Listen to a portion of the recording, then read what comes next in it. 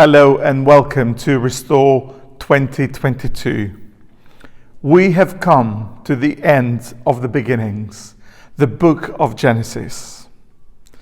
For those of you who have been joining us with Restore, I pray that as we have read and engaged with the scriptures daily, we have found afresh God's heart and promises for His creation.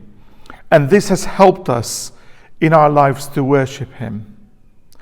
And tomorrow we're going to be moving on with John, but it's never too late to join, so I really wanted to cheer you on. We read today from Genesis chapter 49, and in those verses are recorded Jacob's or Israel's last moments of his life, a raw reality of human experience. He gathers his sons, he predicts their future and their experiences, and by speaking to each one of them by name, blessing them, he's fully aware of their temporary settlement in Egypt, because he knows very well the promise of the land to Abraham needs to be fulfilled. Jacob, as a father, tells them also some heart-searching truths, things that they might not want to hear, and perhaps others won't even be able to tell them or express them in that manner. But by blessing Judah, he predicts the arrival of Messiah.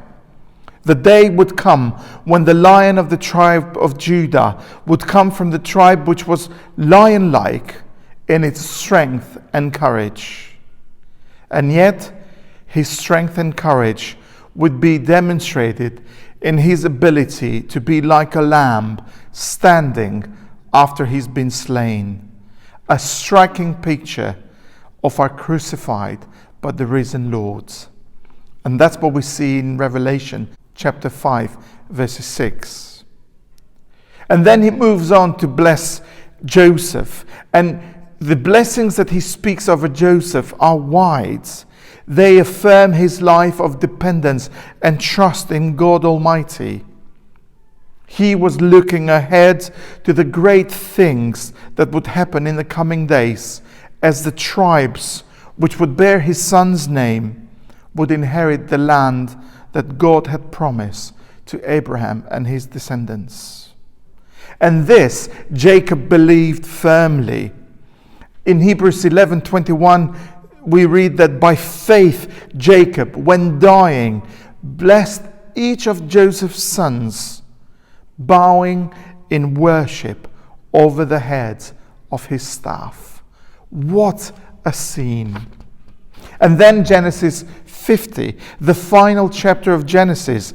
This is remarkable because it's got different contrasts, but look at the contrast between Jacob's funeral and Joseph's funeral. Jacob's funeral has got a number of verses, whereas Joseph's funeral has got just one verse. Jacob and Joseph, and the reminder of God's purposes, even in the face of jealousy, rejection, accusation, isolation, and success. To say this is different than to believe it and live it out. And this is the quality of faith that we see in Joseph.